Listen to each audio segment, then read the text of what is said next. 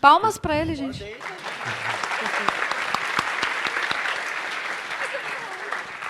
Eu vou falar aqui sobre algo que muita gente tem muita dor de cabeça, né? Inclusive, o título da minha talk é para a gente...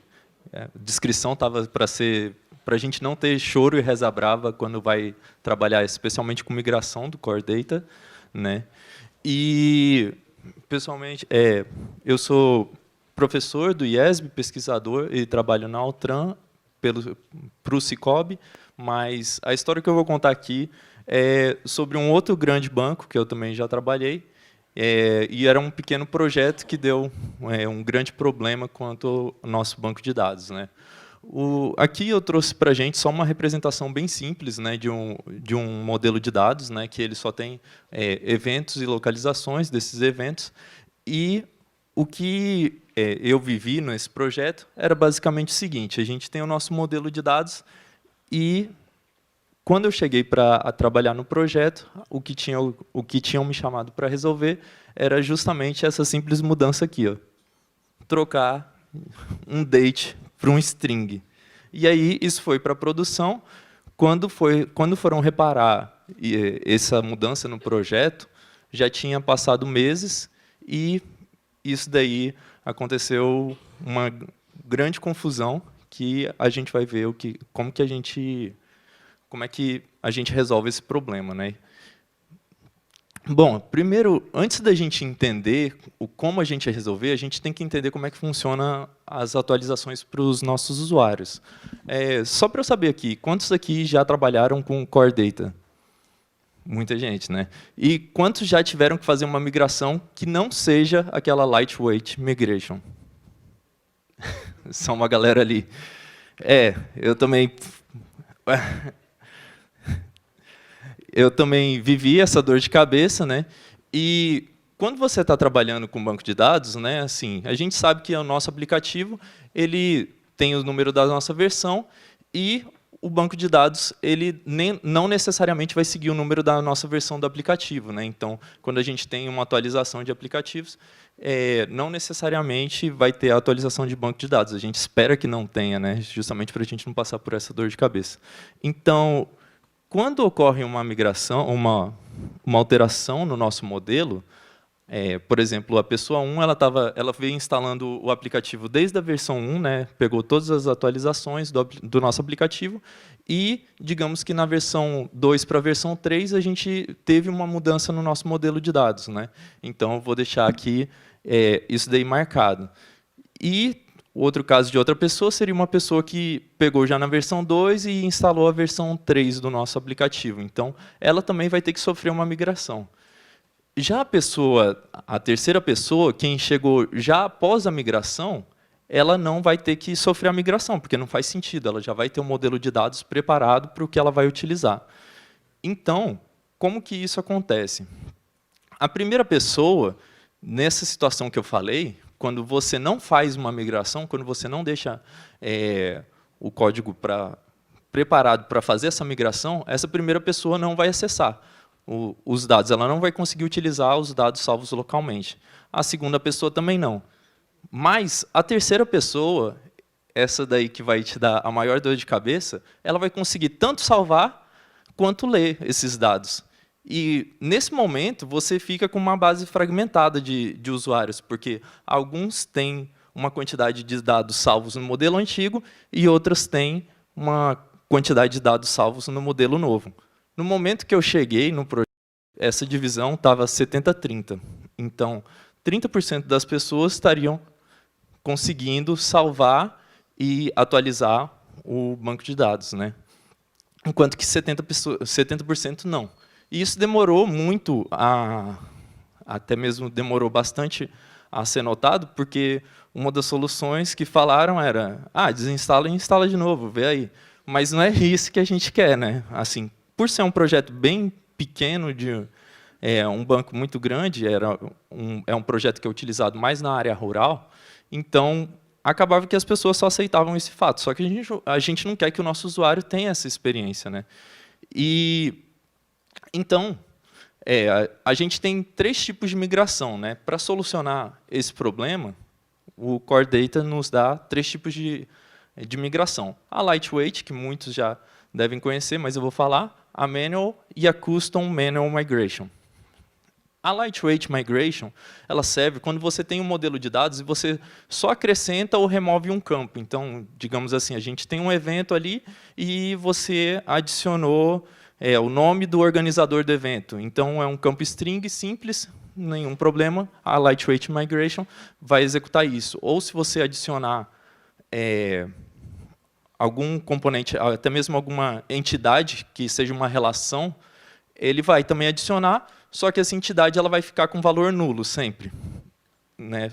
Quando você fizer a migração, as pessoas que já tinham dados salvos, todos esses eventos estariam, se você tiver uma entidade pessoa que é organizador, ela teria um organizador nulo. Né?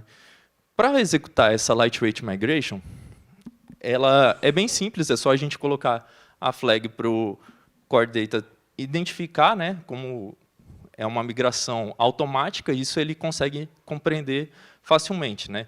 E aí, quando a gente vai criar o nosso coordinator, a gente passa essa option para ele. Então, isso é bem simples. A Manual e a Custom Manual que vão resolver esse problema aqui que eu apresentei. A Manual ela vai utilizar o nosso modelo de dados, né? E, a partir do modelo de dados, a gente vai ter um arquivo que vai ditar como é que vai ser a nossa migração. Ele não é um arquivo de código, ele é um arquivo lá, como o nosso modelo de dados. Ele é um arquivo mais visual do que código mesmo. Né? E a grande diferença entre a Manual e a Custom Manual é que a Manual ela não utiliza nenhum tipo de código. Então, ela serve para coisas bem simples. Por exemplo, você quer adicionar um texto logo após a um valor de um campo, então você consegue fazer isso. Outra coisa que você consegue fazer, por exemplo, é redirecionar o valor de um campo. Então, digamos assim, você tem o nome da pessoa, por alguma razão, você quer que o nome da pessoa agora... Você tem um nome e sobrenome, você agora quer ter um novo campo, nome composto. Então, com isso, você conseguiria até mesmo juntar o campo nome e o campo sobrenome e já ter o campo nome composto já agrupado desses 2 valores que você já tem anteriormente. A Custom Manual Migration, você consegue fazer tudo o que você quiser. Você pode fazer um select numa outra tabela, pegar um dado de lá, colocar aqui, você consegue colocar toda a regra de negócio que você queira fazer nessa migração. Né? Porque a gente vai fazer utilizando o Swift mesmo. Mas como que a gente faz uma migração? Né? A Custom e a Manual, a gente tem esses 4 passos que eles vão se repetir. A única coisa que vai mudar vai ser o quinto passo, que seria adicionar mesmo o código na nossa migração. Mas a gente tem que indicar para o Xcode que a gente está criando uma nova versão. A gente tem um modelo de dados, a gente tem que ter um novo modelo de dados. A gente não pode só chegar e alterar um campo ali no nosso modelo de dados, que nem eu fiz ali, e deixar aquilo ali. A gente tem que falar, agora eu estou nesse modelo de dados, agora eu estou indo para esse modelo. Então, você indica que houve uma mudança de versão, e aí você fala que você vai passar a utilizar essa nova versão, e então vêm as modificações. Né? Você modifica esse modelo de dados para atender o que você quer, aí sim você muda ali o campo, ou coloca o que você quiser a mais ou a menos, e você altera no seu código para ele passar a utilizar, digamos aqui, como a gente fez uma mudança de tipos, você vai ter que mudar também se uma label estava esperando, se um text field estava esperando uma data, né? Você fez o tratamento do seu dado para transformar de data para string, ali você vai poder só passar o seu dado agora como uma string normalmente. Né? Então, você tem que fazer esse ajuste no seu código, e também, inclusive, alterar a nossa modelo, que é gerada, a nossa model que é gerada pelo Xcode. Né? Quando a gente cria o nosso modelo de dados, aquele NS Object, aquele NS Managed Object, que é gerado a partir do nosso modelo de dados. Né? E, por fim, a gente vai criar o Mapping Model. O Mapping Model é justamente esse arquivo que vai dizer como que vai ser a migração. Por último passo, né, a custom manual, ela só vai ter que, a gente só vai apontar para um código e ele que vai executar a migração. A gente vai ter ali a liberdade. Então, nesse exemplo aqui, que eu levantei, a gente vai fazer uma mudança de 2 campos. Cada um a gente vai fazer de uma forma. No primeiro caso, o campo date do evento, eu vou transformar ele para string, e no segundo caso, FBURL, que ela está como um NObject, transformable, e eu vou transformar isso para uma string. Eu vou mudar o nosso campo para também virar uma string. Só que cada uma a gente vai tratar de um jeito. Bom, a primeira coisa que a gente tem que fazer é criar um novo modelo de dados. Então, pelo Xcode mesmo, a gente só adiciona um novo modelo ali, e quando a gente olhar no nosso File Manager, agora ele vai aparecer uma setinha. E clicando nela, a gente vai ver toda a lista dos nossos modelos, né? A cada passo de migração, cada migração que você faz, você vai ter um novo arquivo aqui. Até tem uma forma de você fazer programaticamente, mas isso, pelo que eu já vi, assim, é muito pouco usado. Acaba que, na maioria dos casos, o pessoal utiliza com vários arquivos e cada arquivo fazendo a migração de uma versão para a próxima do Core Data. Se você reparar, você vai ver que o Core Data CRUD está com um checkzinho, né? E o novo modelo ele não está. A gente também tem que indicar isso para o Xcode, que a gente vai passar a utilizar um novo modelo de dados. Se a gente não fizer isso, não tem nenhum problema. A gente vai continuar utilizando o modelo de dados agora. Se você buildar e executar, você vai continuar usando o modelo de dados agora. Ele só vai ter como se fosse um arquivo a mais no seu projeto. Então, selecionando ali nas entities, aí depois vendo no menu do lado direito, você vai conseguir trocar ali, selecionar e substituir a versão para utilizar a que você acabou de criar. Até aqui, bem simples, né? Tudo visual. E você vai ver que agora o Xcode identificou que o nosso modelo de dados a ser utilizado é o mais recente. Dentro desse modelo de dados, né, então a gente agora tem as duas versões, né? Isso daí, no final das contas, o Core Data ele mantém um registro, não do modelo de dados completo, mas justamente para saber qual versão a pessoa está, né, e qual a pessoa vai.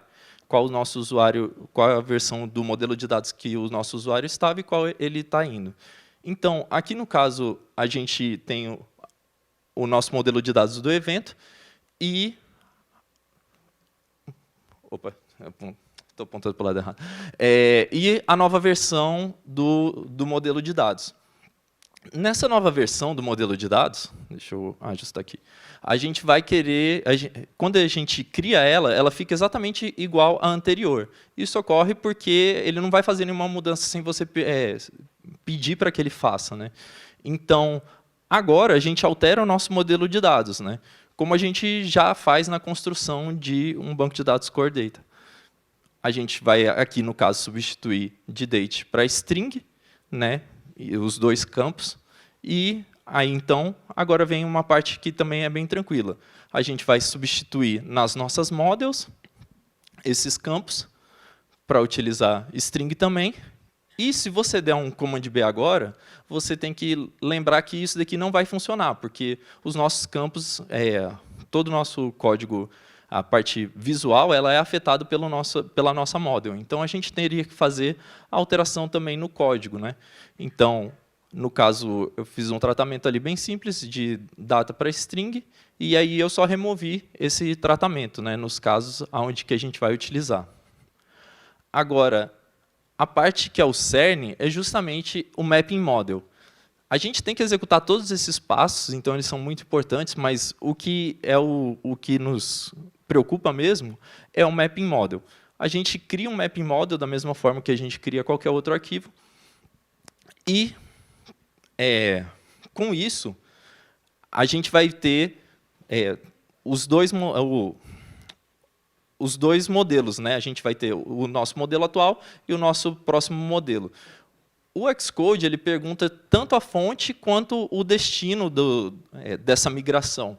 Então, quando a gente está criando esse arquivo, ele vai ser atrelado justamente a essas duas versões. Então, digamos assim, se eu preparei para atualizar do 1 para o 2, ele não vai atualizar da versão 2 para 3, ele só vai ficar da 1 para 2. A gente tem que ter um outro mapping model também para criar a migração da versão 2 para 3. Então, com isso, você só seleciona a origem e o destino, e é bom você sempre manter um padrão de nomenclatura, né? Porque, para justamente, como ele é atrelado à versão, até tem uma forma de você ver isso dentro do InfoPelish, mas o mais interessante é que você já, pelo nome do arquivo, você saiba qual é a migração que ele está executando. Então, com isso, a gente vai ter esse arquivo, que é o nosso mapping model. Nesse mapping model, vocês podem ver que ele sempre está indicando source.cidade, source.date. Então, ele está pegando somente os valores que a gente já tem no nosso banco e jogando nessas variáveis nossas, que são as novas.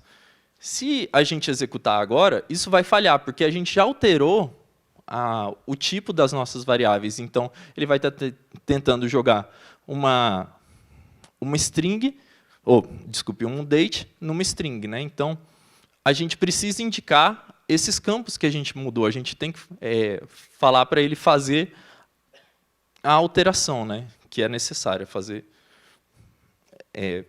um cálculo para alterar cada um desses campos, né? Então, o que cada uma dessas migrações, a custom e a custom manual, vão fazer? Como é que elas vão tratar isso, né? A manual, ela vai fazer exatamente como a gente só vai trabalhar ali no nosso mapping model. Enquanto que a custom manual, a gente vai utilizar um código em Swift que vai ser uma classe que ela extende do NS Entity Migration Policy. E nessa classe que a gente vai ter um código lá que ele é chamado para cada uma das instâncias do nosso banco de dados, ele vai ser chamado justamente para executar a migração. Então, quando a gente quer criar esse arquivo, que é o NS Migration Policy, a gente só cria ele, né, estendendo do NS Migration, e depois de criado ele, a gente tem que indicar que a gente vai utilizar essa classe, que é ela estende de NS Migration Entity Policy, para fazer a nossa migração. E essa classe que estende de NS Migration Policy, ela vai ser para cada uma das nossas entidades. Assim, seria a forma mais interessante para que a gente organizasse o nosso código. Claro, você consegue jogar tudo dentro de mas se você tiver uma para cada, você consegue já, de olho, bater e entender o que foi mudado ali de uma versão do banco de dados para outra. Se foi o evento, se foi a localização, se foi o coordenador do evento. Então, para isso, a gente tem que indicar, isso é algo que o Xcode ele falha, ele não busca no nosso projeto, e ele também não pede para a gente colocar o target. Então, a gente tem que colocar o nome do nosso projeto e o nome da classe que a gente vai utilizar como o mapping model daquela entity que a gente está selecionado. Então, para a gente... até agora, as duas seguiram em conjunto, né? A gente indicou que a gente tem um arquivo, mas, no caso da manual migration, ela só vai fazer uso do arquivo que a gente já tinha, que é o mapping model. Enquanto que a outra vai fazer o uso do código que está dentro dessa classe, né? Então, quando a gente quer colocar, por exemplo, um código dentro, a gente pode indicar ali o nome de uma função, e isso daí vai ser uma função...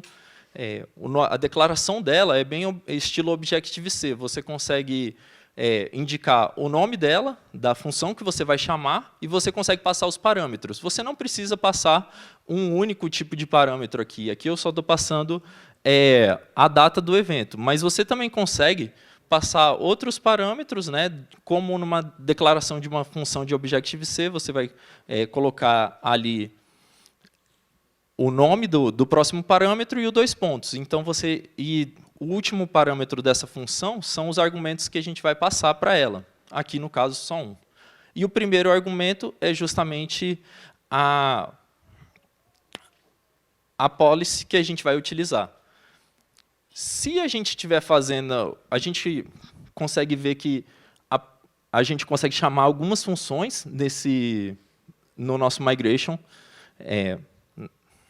no nosso entity migration, e ali a gente também consegue chamar funções já nativas mesmo do Swift, né? A gente consegue chamar, por exemplo, um append numa string, a gente consegue chamar outras operações ali dentro mesmo. Então, se se você quiser só fazer algumas coisas simples de operações no seu dado, você consegue fazer aqui, já chamando a função que já é implementada. Mas se você quiser fazer, e essa seria quando você só chama ou só adiciona um campo novo, por exemplo, no caso que eu falei de ter um nome e um sobrenome, e a gente criar o nome completo, a gente conseguiria fazer isso chamando ali tanto o source do nome e do sobrenome e fazendo um append no nome, né? E aí esse seria o resultado que a gente colocaria no nome completo. Quando a gente quer trabalhar alguma coisa a mais, a gente tem aqui a nossa migration policy e a gente vai chamar uma função Objective-C. Nesse caso aqui, eu estou recebendo ali a data, né, que vai ser um date, mas o retorno ele vai ser um NSString, porque o meu modelo de dados foi criado mapeando com o Objective-C. Então, nesse caso aqui, aí eu retorno só uma NSString, e aqui eu consigo fazer o que eu quiser com esse dado. Eu poderia passar mais coisas, só que, nesse caso aqui, a gente vê que a gente está trabalhando muito local. A gente não tem uma referência para outra tabela, se a gente quiser, a gente não consegue alterar as relações entre tabelas, né? Isso é possível, só que, para isso, a gente tem que utilizar uma outra forma dessa mesma migração. Que aqui eu estou chamando uma função que eu criei, enquanto que, nesse caso aqui, a gente tem o create destination instances, e nele a gente vai receber a instância da versão de origem, e a gente vai receber também uma referência que a gente pode pegar tanto as referências das nossas tabelas do origem e criar o nosso objeto, a nossa instância de destino, que seria final. Nesse caso aqui, eu estou pegando ali a destination, a primeira coisa que eu faço é pegar a instância da destination, que ela vem pelo nosso manager, o gerente, quem gerencia a migração. E aí, nessa variável do manager, a gente tem tanto as instâncias de origem quanto as instâncias de destino. Mas o sinstance é justamente a instância do objeto que ele está tentando transformar de um para outro. Então, esse método aqui ele vai ser chamado para cada uma das instâncias dos nossos objetos dentro do nosso banco de dados. Então, se você quiser fazer um objeto em específico, ele vai ter um dado nulo, porque por alguma regra de negócio ele mudou, então você consegue verificar aqui no sinstance qual é o valor dele, você pega por chave valor, né? Aqui eu coloquei bem simples só para a gente conseguir relacionar, né? Que ali eu estou pegando o FB URL, e com isso eu transformo ele numa string, concateno ali só uma string após o valor que eu já tenho, e seto esse valor novamente, só que agora no do destino. Essa é a forma de utilizar por chave valor, a gente consegue até mesmo setar o valor das nossas relações. Então, a gente consegue, pelo manager, dar um fetch na nossa base de origem, pegar esses dados, verificar as informações importantes, por exemplo, eu quero pegar o ID único dos meus objetos e só esses que tiverem ID únicos de outra tabela que eu vou colocar a relação com esse objeto aqui. Nessa situação, você vai depois pegar essa lista de objetos e dar um set, só que na chave que seria a relação dele, né? Então, com isso, você já sabe fazer uma migração. São vários passos, né? Mas o que aconteceu naquele projeto que eu mencionei?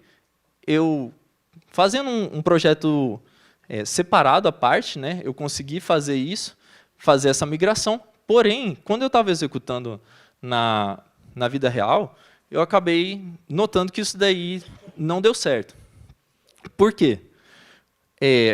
Quando a gente vai ver como que funciona a migração mais a fundo, a gente entende que aquele arquivo xModelID, ou xModelD, que a gente tem no nosso projeto, ele contém só as nossas versões, né? Que nem eu mostrei ali na setinha, que ela abria e mostrava as versões do nosso modelo de dados. Quando isso é jogado para o aplicativo, esse arquivo ele vai ter uma referência de cada uma desses modelos, assim como também uma versão otimizada da versão atual, que seria ali aquele arquivo .omo, e ele também tem um version info.plist. Esse version info.plist ele tem um hash de cada um desses modelos que a gente foi criando. E cada modelo que a gente tem, o hash ele é para ser único, né?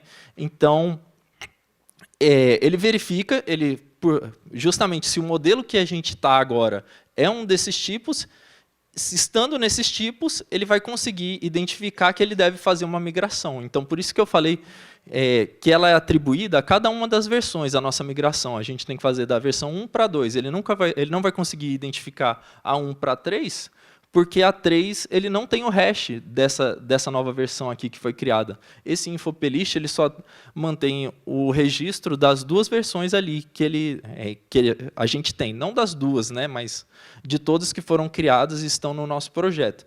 No momento que você tenta fazer um teste como isso ocorreu, como foi nesse projeto, a gente vê que a gente tem um modelo aqui e a gente tem um hash. Quando a gente pega esse mesmo arquivo e altera os campos, altera o tipo da nossa variável, ele vai gerar um outro hash. Ok, esperado. Mas quando a gente volta o tipo para tentar ter o mesmo modelo de dados que a gente já tinha, ele não vai gerar o mesmo hash. Ele vai gerar um hash diferente. Isso impacta porque esse projeto em específico ele não tinha CI. Então, com isso, ele ficava muito confuso. Eu não conseguia garantir que todas as pessoas iam conseguir avançar para a próxima versão. E, com isso, eu poderia cair num problema, porque cada pessoa teria um hash e eu teria que tratar todas as versões. E, pior ainda, se a pessoa publicou esse aplicativo sem ter o hash, sem ter dado commit nesse modelo de dados, digamos que ela fez a alteração, publicou na loja e desfez, e só então fez o commit. Eu nunca ia conseguir fazer essa migração. Então, abaixo da camada do Core Data, a gente vê que ele funciona baseado no SQLite, né? E a gente tem um arquivo lá, SQLite. Então, vendo isso, a minha única solução que funcionaria para todos os nossos usuários, que eu fiquei pensando, seria pegar esse arquivo SQLite, criar uma cópia dele, só que com o campo alterado, e substituir ele. E, ao fazer isso, a gente vê que deu certo, senão eu não estaria aqui falando para vocês. Então, nessa situação, ele foi a única forma de resolver justamente por conta do hash, que ele é o único. Então, quando a gente está trabalhando com o Core Data, a gente não pode fazer uma mudança e publicar sem ter o registro disso. Como a pessoa não estava lá, eu não conseguia garantir que eu ia ter o exato arquivo, que o arquivo dele estaria comitado e eu teria exatamente o modelo de dados para fazer a migração. Então, por isso, eu tive que fazer dessa forma. E esse é o fim, muito obrigado. Também